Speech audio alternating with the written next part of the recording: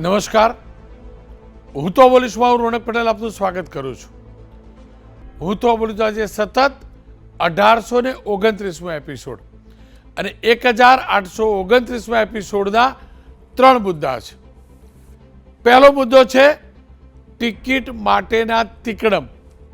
બીજો મુદ્દો છે દરેક ચૂંટણીમાં પાકિસ્તાન કેમ. સ્થાનિક સ્વરાજની ચૂંટણીઓ છે, મારા તમારા શહેરની નગરસેવક, જિલ્લા ડેલિગેટ, તાલુકા ડેલિગેટ નક્કી કરવાની આ ચૂંટણી છે અને ભાજપના એક નેતા લઈ આવ્યા, ધ્યાન રાખજો નગર પાકિસ્તાન ના આવી જાય. મુદ્દાને સમજવો છે.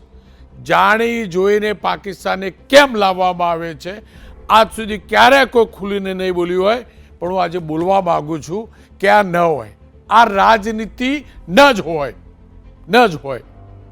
મુદ્દા આધારિત ચૂંટણી હોવી જોઈએ અને જે પ્રકારની ચૂંટણી છે એ પ્રકારના મુદ્દા હોવા જોઈએ.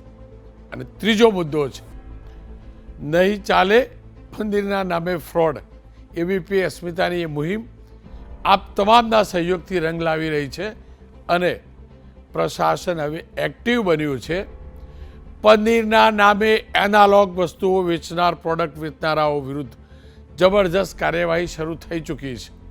હોટલ, રેસ્ટોરન્ટો વિરુદ્ધ કાર્યવાહી થઈ રહી છે. એ મુદ્દાને વધુ આગળ વધારવો છે. પણ શરૂઆત કરીએ ચૂંટણીના સમયે ટિકિટ લેવા અથવા બેઠક જીતવા કેવા કેવા તિકડમ થઈ રહ્યા છે તેના મુદ્દાથી.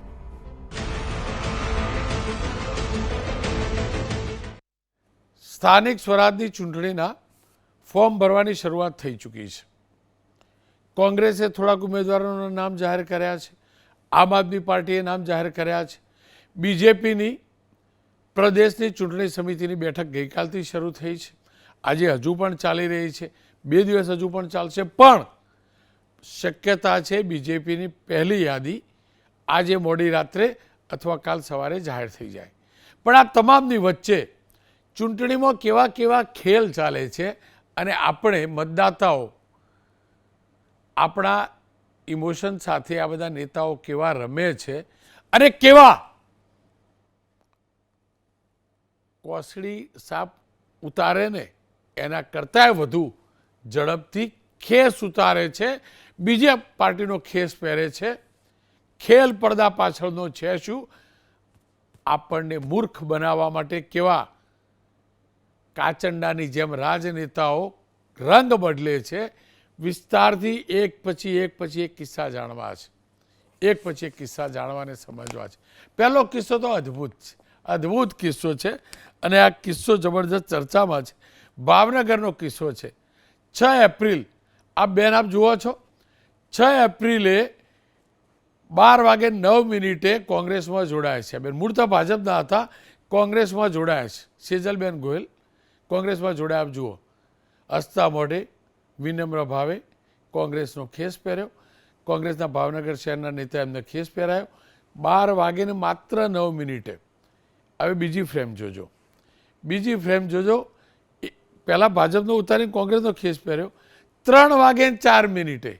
એટલે હજી તો 3 કલાક પૂરા થયા નથી અને આ બેન પાછા કેસરી ખેસમાં આવી ગયા. કેસરી ખેસ ઉતરે છે 12 વાગે. 12:06 કે 9 આસપાસ એ કોંગ્રેસનો ખેસ પહેરે છે અને 3 કલાક એટલે કે 3:04 પાછા ભાજપમાં જોડાઈ જાય. હૃદય પરિવર્તન તો જુઓ તમે બોસ, હૃદય પરિવર્તન તો જુઓ મારા ગુજરાતના નવા નેતાઓનું, સ્થાનિક સ્વરાજના નેતાઓનું. આનાથી મોટું પરિવર્તન હૃદયનું ક્યાંય કોઈ ના હોઈ શકે. આપણે ખરેખર આમ નામથી શીખવું જોઈએ કે કેટલી વારમાં એમાં જ્ઞાન આવી જાય. 12 વાગ્યા પહેલાં એમ થાય કે બીજેપી તો બોગસ પાર્ટી છે, કોંગ્રેસ સારી પાર્ટી છે, બીજેપીએ સારું શાસન નથી કર્યું, કોંગ્રેસમાં જોડાઈએ. અને એના 3 જ કલાકમાં એમ તો ખબર પડી જાય કે આ કોંગ્રેસ તો બોગસ પાર્ટી છે. ખેસ ઉતારીને ફેંકી દો, નવો ખેસ પહેરો. છે ને પરિવર્તન? છે ને? મેં પેલી કાચડીની વાત કરી, આ કરી. આટલા કલાકમાં ના હોય ને. અરે કપડાં કોઈ નથી બદલતું 3 કલાકની અંદર તો મોટા બેન. અને તમે તો 3 પરિવર્તન લાયા, ભાજપમાંથી કોંગ્રેસ અને કોંગ્રેસમાંથી ભાજપ. અને આ બેન છે ભાવનગરના. 6 એપ્રિલે 12:09 ભાજપનો કેસ ઉતારે છે અને વડવા બોવડના ભાજપના પૂર્વ કોર્પોરેટર છે, રાજનીતિના અનુભવી બેન છે, નવા નિશાળિયા નથી, નવા હોય તો ભૂલ થાય. સેજલબેન માત્ર 3 કલાકમાં પહેલાં ભાજપમાંથી કોંગ્રેસમાં અને કોંગ્રેસમાંથી પાછા ભાજપમાં આવે છે. આત્મજ્ઞાનની ગતિ જુઓ તમે, બુલેટ ગતિથી આત્મજ્ઞાન થાય રાજનીતિમાં. સાંભળી લો, જ્યારે કોંગ્રેસનો કેસ પહેર્યો હતો એટલે એમની સ્વરપેટીમાંથી ભાજપ માટે શું શબ્દો નીકળ્યા, અને જેવો ગળા ઉપર કેસ બદલાય એટલે સ્વરપેટીના સૂર બદલી જાય પાછા અને જીભ ઉપરથી બીજા જ શબ્દો આવી જાય. સાંભળી લો ને, કોંગ્રેસનો કેસ પહેરીને બેન શું બોલ્યા અને કેસ ઉતાર્યા બાદ શું બોલ્યા. હું પોતે જ ભાજપની નગર સેવિકા હતી, તો મારી યારે તો અત્યાચાર થતો હતો ત્યારે હું સુરક્ષિત નહોતી, તો બીજાના આમ પાર્ટીમાંથી આમ માણસોનું શું કઈ રીતે સુરક્ષિત રહે. અને મને કોંગ્રેસ વાળા લોકોની કામગીરી સારી લાગી એટલે હું આમાં જોડાઈ રહી છું. ગેરકાયદેસર દારૂના છે, જુગારના છે, બધા ધંધા ચાલતા હતા. એનો તમે વિરોધ કર્યો? હા, એનો વિરોધ કર્યો હતો. હું થોડાક સમય માટે ભરમાઈ ગઈ હતી. કોંગ્રેસના આગેવાનોએ મને ભરમાઈ દીધી હતી. સુરક્ષિત જ છું, પણ મને ભરમાવા હતી, મારે ભૂલ થઈ ગઈ હતી અને ભૂલની હું માફી માંગુ છું, સ્વીકાર કરું છું. ફરીથી હું ભારતીય જનતા પાર્ટીમાં હતી અને જીવિત રહીશ ત્યાં સુધી ભારતીય જનતા પાર્ટીમાં. સેજલબેન અદ્ભુત છે, અદ્ભુત છે. અડ્ડા ભાજપ વખતે ચાલતા હતા અને 3 જ કલાકમાં બંધ થઈ ગયા, 3 જ કલાકમાં બંધ થઈ ગયા. અદ્ભુત છે આ રાજનીતિ બોસ. કેસ બદલો અને રંગ બદલાય. ખેર, કેવા ભંગાણો થાય, કેવા લોકો પક્ષ પલટો કરે. ભાજપની જ વાત કરી લઉં. મોરબી અને આ વખતે જબરજસ્ત આ બધું બદલાવો જબરજસ્ત જોવા. ભાજપ, કોંગ્રેસ, આપ. મોરબી જિલ્લા કોંગ્રેસના પૂર્વ પ્રમુખ મુકેશ ગામીએ 3 વર્ષ બાદ કોંગ્રેસમાં ઘર વાપસી કરી. પહેલાં કોંગ્રેસમાં હતા, પછી સાહેબ ભાજપમાં ગયા. 3 વર્ષમાં એમને લાગ્યું કે ના આપણી પાર્ટી સારી હતી. 2023માં ભાજપમાં જોડાયા હતા. અને મહેશભાઈ રાજપૂત અને જિલ્લા કોંગ્રેસ પ્રમુખ નયન અગારની હાજરીમાં આપણા મુકેશભાઈ ગામીએ ફરીથી કોંગ્રેસનો પંજાસાપ ખેસ પહેરી લીધો. દાહોદમાં આજની જ વાત કરી લઉં. દાહોદ જિલ્લા પંચાયતના પૂર્વ સભ્ય મહેશભાઈ મછાર કોંગ્રેસમાં જોડાયા. સરકારના આદિવાસી સમાજને અન્યાય કરતા નિર્ણયના કારણે તેમને ભાજપ છોડી. અને આ મનીષભાઈ દોશી સાહેબ આપણા ખેસ પહેરાવ્યો, એમને બહુ ટાઈમ પછી મોકો મળ્યો કે આવી રીતે ભાજપવાળા ખેસ ઉતારીને આવતા હોય. એમના તમામ સમર્થકોને મનીષભાઈ હોંશે ખેસ પહેરાવે છે. કોંગ્રેસે બહુ નવા ખેસ નહીં બનાવ્યા, પણ કોંગ્રેસનો આગળ વકરો તો થઈ રહ્યો ખેસનો. ભાજપના ખેસ બહુ બધા બનાવેલા હતા, પહેલાં એમને વાપરી નાખ્યા. ખેર, પાટણની પણ તો વાત કરીએ. પાટણમાં આવું થયું પાછું. પાટણમાં ખેલ જોજો. પાટણ ભાજપના પૂર્વ ડેલિગેટના સસરા કોંગ્રેસમાં જોડાયા. કોલીવાડ બેઠકના ડેલિગેટ ભારતીબેન ચૌધરીના સસરા માધાભાઈ ચૌધરી જોડાયા. વહુ ભાજપના ડેલિગેટ સસરા સાહેબ કોંગ્રેસમાં. અને માવજીભાઈ ચૌધરી પાછા જૂના ભાજપના જ નેતા, એ પણ તો રાધનપુર તાલુકા પંચાયતમાં રહી ચૂક્યા છે. ખેર, જો અહીંયા પણ ખેસ કિરીટભાઈ બધા કોંગ્રેસવાળા માટે થોડાક વપરાયા. નામ બોલો પ્રગટ થઈ ગયા. પડ્યા રહ્યા છે બહુ ટાઈમથી ખેસ. નવું કોઈ પહેરવાવાળો નહીં પણ પહેરવાવાળા આવી ગયા. પાટણની અંદર નગરપાલિકાના પૂર્વ ઉપપ્રમુખ દિનેશભાઈ પટણીએ ભાજપ સાથે છેડો ફાડ્યો. હવે અહીંયા પાછા કિરીટભાઈના નવા કેસ વપરાઈ ગયા અને એ ભાજપમાં છોડી અને કોંગ્રેસમાં જોડાવાની જાહેરાત કરી. દિનેશભાઈ અગાઉ કોંગ્રેસમાંથી ચૂંટણી જીતીનું પ્રમુખ પણ રહી ચૂકેલા જોકે. તો બીજી તરફ 7મી તારીખે દાહોદમાં આમ આદમી પાર્ટીના કેટલાક કાર્યકર્તાઓ કોંગ્રેસમાં જોડાયા. પૂર્વ ધારાસભ્ય વજુભાઈ પડદાના હસ્તે કોંગ્રેસનો ખેસ એમને પહેર્યો. જામનગરની વાત કરી લો તો 6 તારીખે જામનગરમાં આમ આદમી પાર્ટીમાં શહેર પ્રમુખ હનીફ હસન જતમલકલે પોતાના તમામ હોદ્દેદાર પ્રાથમિક સભ્યપદથી રાજીનામું આપી અને કોંગ્રેસમાં જોડાયા દ્રશ્યો જોઈ શકો છો. ડભોઈની વાત કરી લઉં તો 6 તારીખે વડોદરા જિલ્લા કોંગ્રેસના 4 આગેવાનો ભાજપમાં જોડાયા. ભાજપના ખેસ તો એવરગ્રીન છે. જો આપ શૈલેષભાઈને મોકો મળી ગયો બધાને ખેસ પહેરાવાનો. આ જુઓ, બધા રેડી જ રાખેલા હોય, પેલો ઉતાર્યો બીજો પહેરાયો.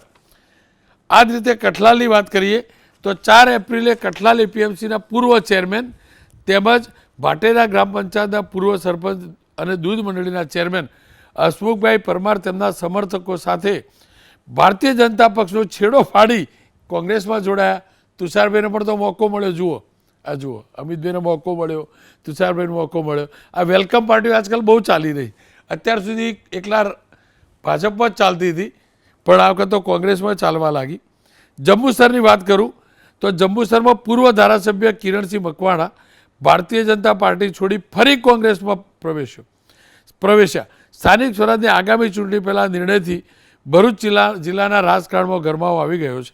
કિરણસિંહભાઈ મકવાણા 2007માં કોંગ્રેસ પક્ષના ધારાસભ્ય તરીકે ચૂંટાયા. 2017માં એમને કોંગ્રેસ છોડી ભાજપમાં જોડાયા. તેમણે કહ્યું કે મારા ગુરુજી સોખડાના હરિપ્રસાદ સ્વામીજીની સૂચનાથી ભાજપમાં જોડાયો હતો, વચનો પૂર્ણ ના થયા, એટલે હવે પ્રેમ સ્વરૂપ સ્વામીના આદેશથી તે કોંગ્રેસમાં જોડાઈ રહ્યા છે એવું એમનું કહેવું છે. હવે એમને સ્વામીજીએ કહ્યું ના કહ્યું એ તો ભગવાન જાણે, સ્વામીજી જાણે. 4 તારીખે ભાજપમાંથી જેમને સસ્પેન્ડ કર્યા એવા ભાજપના પૂર્વ કોર્પોરેટર દેવુબેન જાદવ સમર્થકો સાથે કોંગ્રેસમાં જોડાયા. આપ જોઈ શકો છો. એમના પતિનું નામ આવાસ કૌભાંડમાં આવ્યું હતું. અને એમનું કહેવું છે કે ભાજપ મારો જ પક્ષ છે, મારા વિરુદ્ધ ખોટા આરોપ, મારા પતિ વિરુદ્ધ ખોટા આરોપ લગાવે. હવે કેવા લોકોને કેસ પણ પહેરાવવામાં આવે અને હાજર બી રાખવામાં આવે, ટિકિટ બી કદાચ આપવામાં આવે અને પાર્ટીઓનું સ્વાગત બી થાય. ચૂંટણીની મોસમમાં બધું ચાલે, બધું વેચાય, બધું ખવાય, બધું પીવાય શબ્દ નહીં બોલતો, બધું ખવાય. પણ આ જુઓ તમે, બાપુનગર ભાજપના કાર્યાલયનું ઉદ્ઘાટનનું હતું. તે સમયે હત્યા મારામારીને છેડતીના આરોપીને ખેસ પહેરાવીને પક્ષમાં સ્વાગત કરાયું. 24 એપ્રિલ 2025 વિશાલભાઈ નામના ભાજપના જ કાર્યકર્તાની પાસે હત્યા એમના આરોપી હર્ષદભાઈ સોલંકી અને હિંમતભાઈ સોલંકીને ધારાસભ્ય દિનેશભાઈ કુશવા સાહેબ તો બહુ સજ્જન માણસ છે એમ તો, એટલે ખબર કેમ ભૂલ કરી હશે. અને આ પૂર્વ મંત્રીશ્રી આપણે જોઈ શકીએ છીએ. જુઓ તો ખરા ખુશાલી તો જોવા ખેસ પહેરાવાની. એમના જ પક્ષના કાર્યકર્તાની હત્યાના આરોપીને અંદર ખેસ પહેરાવાનો. જામનગરમાં હવે જોજો પાછું બીજો ખેલ. 1.5 કરોડની લાંચના કેસના આરોપી પૂર્વ કોર્પોરેટર બસપાના નેતા ફુરકાન શેખ કોંગ્રેસમાં જોડાયા અને એમને પણ કોંગ્રેસે પણ ખેસ પહેરાયો. ટૂંકમાં દેશી ભાષામાં કહું તો હમામ મેં સબ, પાછળનું બોલવાની જરૂર નથી, તમે દર્શકો બહુ સારી રીતે સમજો છો. આ રાજનીતિનો ખેલ છે, આ કોઈ રાષ્ટ્રનીતિ નથી. ભૂલથી પણ કોઈનાથી ભરમાતા નહીં. ખેસ પહેરાવાવાળા બહુ બધા છે, કલર કરી રહ્યા છે. એમના કામને જાણજો, પછી જ વિચારજો કોના બટન ઉપર ક્યારે કેવી રીતે આંગળી દબાવી કે ન દબાવી.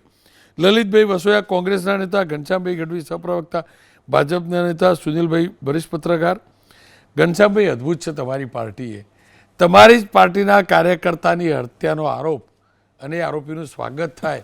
આપણા પૂર્વ મંત્રીશ્રી સ્વાગત કરે, દિનેશ પેલા કુશવા સાહેબ સ્વાગત કરે, અને પાછું બીજું તમારા ત્યાંથી પેલા સેજલબેન ગયા હતા ભાવનગરવાળા, 3 કલાકમાં એમને પાછું જ્ઞાન થઈ ગયું, તમારે ત્યાં આવી ગયા. આવી જાદુની લાકડી હોય છે શું? આ કોઈનું ઘર ભાગે ને એના ઉપર લાકડી આવી ફેવરો ને તો પાછું ઘર બની જાય. એટલે પૂછું છું, હૃદય પરિવર્તન કેવી રીતે થાય?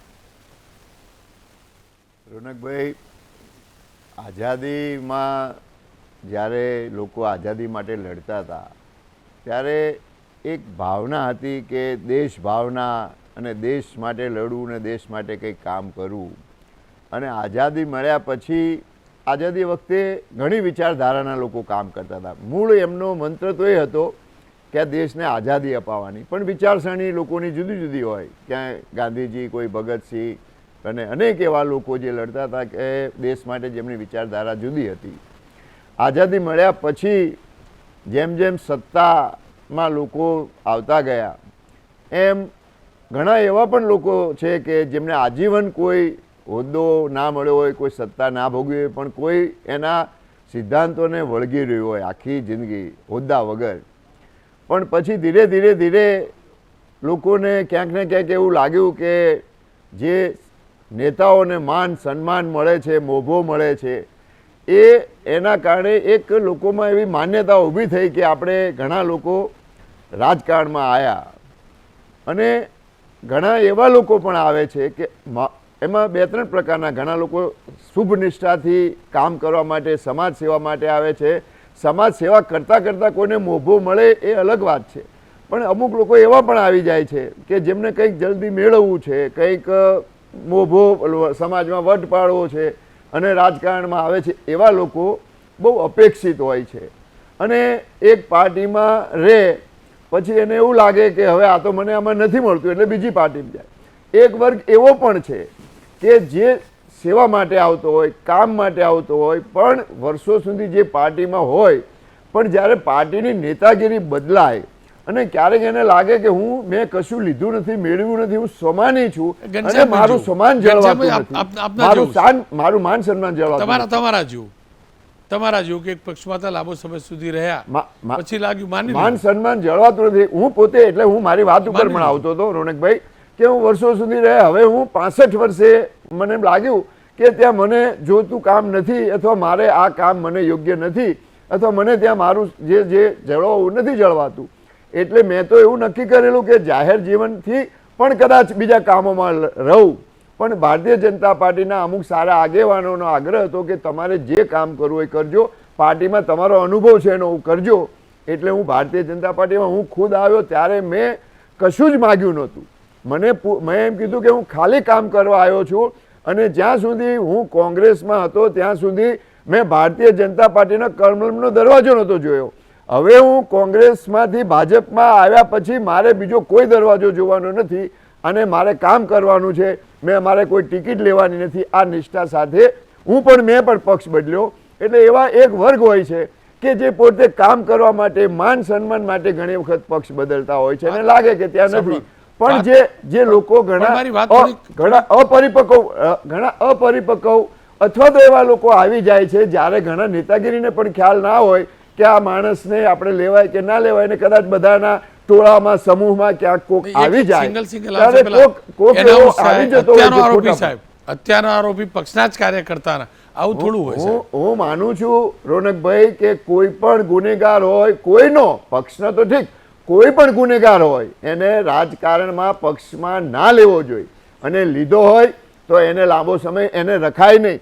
પણ જ્યારે અત્યારે તમે કીધું એક બધા જ ચૂંટણીના સમયમાં જ્યારે ઘણા લોકો જોડાતા હોય છે ત્યારે અમુક એવા લોકો આવી જાય કે જેની નેતાઓને જે જોડે છે એને પણ ખ્યાલ ના હોય કે આ વ્યક્તિ કોણ છે. પણ જ્યારે ખબર પડે કે આ પાર્ટી એ કોઈ ક્રિમિનલ છે, કોઈ ખોટા કામ કરે છે, ત્યારે ચોક્કસ એવા લોકોને સ્થાન ના હોય.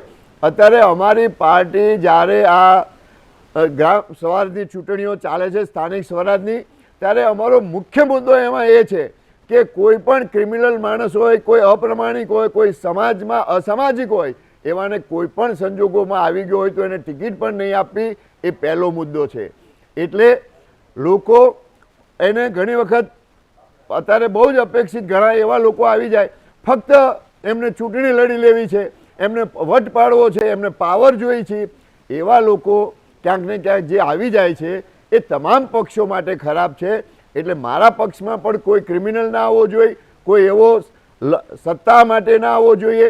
હું મારા ભારતીય જનતા પાર્ટીમાં મેં કહું છું કે હા, કદાચ કોઈ વિચારસરણી બદલે અને આપણી વિચારસરણીને અપનાવે, એને ત્યાં કંઈક નથી ફાવતું, ત્યાં એનું માન નથી જળવાતું, એની વિચારધારા બદલાણી છે, ત્યારે વિચારધારા નવી સ્વીકારે. પણ તો પણ એને આવતા મેં તરત જ કોઈને 2 મહિનામાં, 5 મહિનામાં, વર્ષમાં કોઈ ધારાસભા કે લોકસભાની ટિકિટ ના આપવી જોઈએ. એવા લોકો પાર્ટીમાં કામ કરે, પાર્ટીને સમજે, પાર્ટીની નીતિ રીતિઓને અપનાવે, પછી જ એવા લોકોને આપણે પાર્ટીમાં પણ આગળ કરવા જોઈએ. તમે જે પક્ષમાં ગયા ને એ પક્ષમાં તો પેલા કોંગ્રેસમાંથી ધારાસભ્ય પદ તરફથી રાજીનામું આપો એટલે તમે ધારાસભ્ય મટી ગયા, એના બીજા જ દિવસે તમને મંત્રી બનાવી દે. આ તો જાદુની લાકડી કેવી, તમે કહો જુઓ આખી સ્થિતિ કેવી. ધારાસભ્ય મટી ગયો, રાજીનામું કુંવરજી બાવળાની જ વાત કરું, ધારાસભ્ય પદમાંથી રાજીનામું આપ્યું, કોંગ્રેસ છોડી રાજીનામું આપ્યું, બીજા દિવસે મંત્રીપદના શપથ, પછી પેટા ચૂંટણી જીતવાની. બોલો હવે કેવું કે પેલું આને શું કરવાનું સાહેબ? રોનકભાઈ, એ ધારાસભ્યો હતા કે કોઈ સંસદ સભ્ય, એ જે છોડીને આવ્યા એમને આ પક્ષની સંપૂર્ણ વિચારધારાને અપનાવી પછી એમને ટિકિટ આપવામાં આવી, અને ધારાસભ્ય કે સંસદ સભ્ય હતા. પણ સંગઠનમાં કોઈ નવાને જોડો ત્યારે એને પૂરેપૂરું પાર્ટીનું રાજકારણનું જ્ઞાન હોય, ત્યારે જ જોડવો એવી મારી વ્યક્તિગત લાગણી છે જી સર. અને એવા લોકોને તાત્કાલિક કોઈને કોઈ હોદ્દા પણ ના આપવા જોઈએ એવું વ્યક્તિગત માનું છું. કંસાભાઈ, આપનો ખૂબ ખૂબ આભાર અને આશા અને અપેક્ષા રાખું તમારા જેવા પારદર્શી વાત કરવાવાળા, પ્રમાણિક વાત કરવાવાળા વધુમાં વધુ નેતાઓ રાજનીતિમાં લાંબા સમય સુધી ટકે. લલિતભાઈ, ઘણા લાંબા સમય પછી તમારા ચહેરા ઉપર સ્મિત જોયું. તમારા કેસ લોકો ગળા ઉપર લગાવવા માંડ્યા. બસ માર્કેટમાં તો છો. આ બધા ભલે કહેતા હોય કોંગ્રેસ પત્યું પણ ભાજપમાંથી પતેલા કોંગ્રેસમાં આવીને પાછા જીવતા તો થઈ જાય. અદ્ભુત છે. પેલા ફિનિક્સ પક્ષીવાળી વાત કરતા હતા એના જેવું જ. ટૂંકમાં મને આટલું સમજાવો ને, આ હૃદય પરિવર્તન માટેનું દ્રવ્ય હોય શું? આ તો ખરેખર કહું, આ ગુરુ સંત આ બધા તો કેટલું લાંબુ સપ્તાહ ગોઠવે, કેટલું મોટું કરે, પેલા મોટિવેશનલ સ્પીકર કેટલો ટાઈમ બેસે, પછી લોકોનું મન પરિવર્તન થાય. પણ રાજનેતામાં, રાજનીતિમાં અડધા કલાકમાં હૃદય પરિવર્તન થઈ જાય. સાહેબ, છે શું આ દ્રવ્ય? તમારે રોનકભાઈ, મારા મિત્ર ઘનશ્યામભાઈ વડીલ મિત્ર છે. હું બીજી ટીકા ટિપ્પણ નથી કરતો, પણ મને જે પ્રશ્ન પૂછ્યો એ તમારે ઘનશ્યામભાઈને પૂછવાની જરૂર.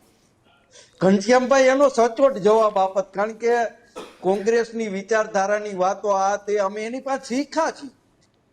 એટલે તમારે આ પ્રશ્ન એને પૂછવાની જરૂર હતી. પણ રોનકભાઈ, બીજી લાંબી મારે વાત નથી કરવી, પણ મારે આપને કેવું છે કે રાજનીતિમાં સરપંચથી લઈ અને સંસદ સુધી માણસો એટલા માટે આવે છે કે એમને સત્તા મેળવવી છે. રાજનીતિમાં સત્તા મેળવવા માટે, પદ મેળવવા માટે લોકો આવે છે. એને જ્યારે ખબર પડે છે કે અહીંયા મળે એમ નથી, તો બીજે મેળવવા માટેના પ્રયત્ન કરે છે. બીજી વાત રહી રાજનીતિમાં ગુનેગારો, તો ભારતીય જનતા પાર્ટીએ આખા દેશની અંદર હું 50 નામ એવા ગણાવી શકું કે મહારાષ્ટ્રની અંદર આ ભાઈ ઉપર આટલા કરોડનું કૌભાંડ, બિહારમાં આટલા કરોડનું કૌભાંડ, નીતિશ કુમારે આ કર્યું, તો એ બધા ભાજપના વોશિંગ મશીનમાં આવીને ધોવાણા હતા. અત્યારે ભારતીય જનતા પાર્ટીનો, રોનકભાઈ હું તમને કહું કે CR પાટીલના ગયા પછી ભારતીય જનતા પાર્ટીનું નેતૃત્વ નબળું પડ્યું છે. હું CR પાટીલના વખાણ નથી કરતો, પણ ક્યાંક નેતૃત્વ નબળું પડ્યું છે. કાર્યકર્તાઓની અવગણના થઈ રહી છે અને એટલા માટે ભારતીય જનતા પાર્ટી છોડી અને લોકો કોંગ્રેસમાં આવી રહ્યા છે.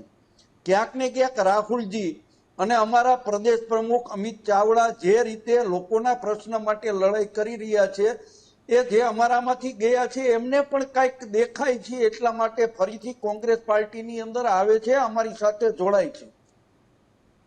તમારી વાત સાચી, પણ તમારા નામવાળા બીજા ભાઈ પણ હમણાં બહુ નહીં જોડાતા.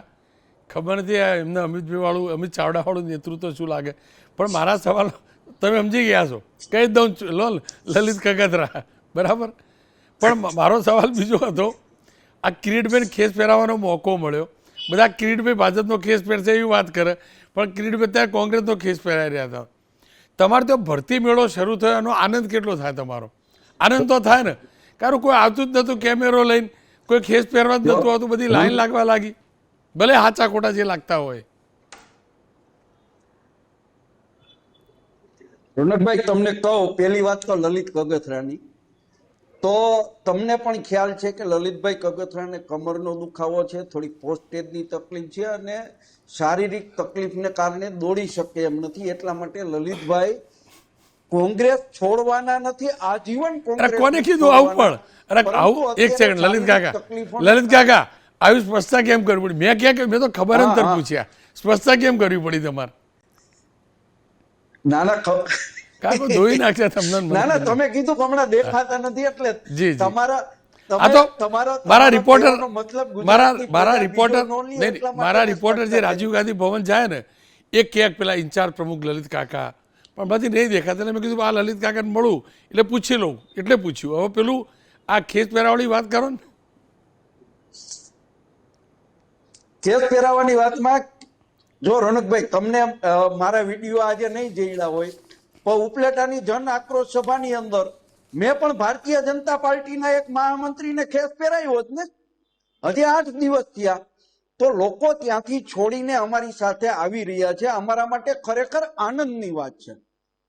અને અમને એનું ગૌરવ પણ છે કે ક્યાંક ને ક્યાંક અમારી પાર્ટીની વિચારધારા પ્રત્યે ફરીથી લોકોને એવું લાગ્યું છે કે આ લોકો કામ કરે છે, લોકોના પ્રશ્ને લડે છે, એટલા માટે અમારી સાથે આવી રહ્યા છે. જી. રહી રોનકભાઈ ગુનેગારોની વાત, તો ગુનેગારો ની કોઈ પાર્ટી હોતી નથી. એ તો જ્યાં જી. સત્તા હોય ત્યાં ગુનેગારો જાય છે. ખેર, સુનિલભાઈ સાથે હવે તટસ્થ વાત કરેલો. સુનિલભાઈ, આટલા લાંબા સમયથી રિપોર્ટિંગ કરું, આટલા નેતાઓ જોડે કોમ્યુનિકેશન કરું, પણ હજી સુધી મને ખબર નહીં પડી, મેં જોઈ બી નથી. આમની જોડે એવી તો કેવી જાદુની લાકડી છે કે એમ ફેવર એટલે ભાજપનો કેસ આવી જાય, એમ ફેવર એટલે પાછો કોંગ્રેસનો કેસ આવી જાય, વચ્ચે પાછો પેલો ઝાડુવાળો કેસ બી આવી જાય. ખરેખર આ બધો ખેર હોય છે શું? રોનકભાઈ, તમારી પહેલેથી જે સ્ટાર્ટિંગ કર્યું ત્યારથી હું વાત સાંભળતા આવ્યો અને બે વક્તાઓને સાંભળ્યા ત્યારે હું છે ને થોડો બેકગ્રાઉન્ડમાં ગયો હતો. મારું પણ 40 વર્ષનું પત્રકારત્વ છે અને 1981ની સાલમાં રાજકોટમાં ચીમનભાઈ શુક્લએ એક કોર્પોરેટર જે ભારતીય જનતા પાર્ટીના હતા, મગનભાઈ સોનપાલ, એમણે રાજીનામું આપ્યું. એની સામે 21 દિવસના અનશન ઉપવાસ કર્યા હતા.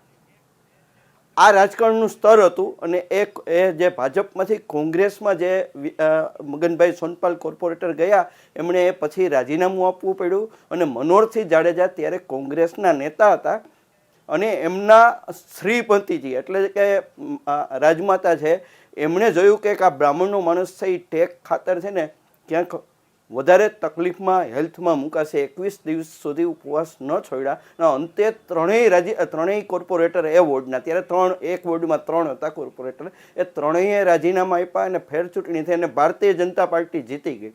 આ ભારતીય જનતા પાર્ટીનું ત્યારનું ડીએનએ હતું 1981નું.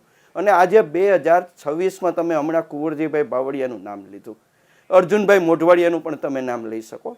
અને લલિતભાઈ છે ને રાજકારણના માણસ છે. લલિતભાઈ વસોયા મારા બહુ સારા મિત્ર છે. અમે વિઠ્ઠલભાઈ રાદડિયા અહીંયા જ્યારે રાજકોટમાં જિલ્લા પંચાયતમાં બધું સંભાળતા ને ત્યારે અમે બેસતા અને મારી ટેવ છે લલિત કાકા કગથરા હોય કે એમની સાથે બેસીને રાજકીય બધી ઇનપુટ લઈએ તો મને એમની વાત વધારે સાચી લાગે છે કે બધા રાજકારણમાં છે ને વાત કરે છે રામાયણની, આવે છે મહાભારત માટે, અને તમે એમને જે સવાલ પૂછો ને એનો જવાબ હું દઉં કે પૈસા અને પાવર માટે આવે છે.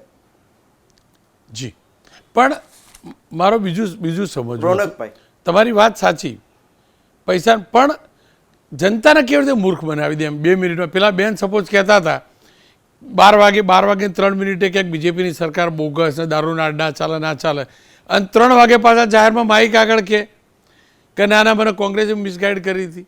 મારે આ સમજવું હતું. આ તો કેવી દવા આ લોકો જોડ્યો કે આપણે મૂર્ખ બનાવી જાય.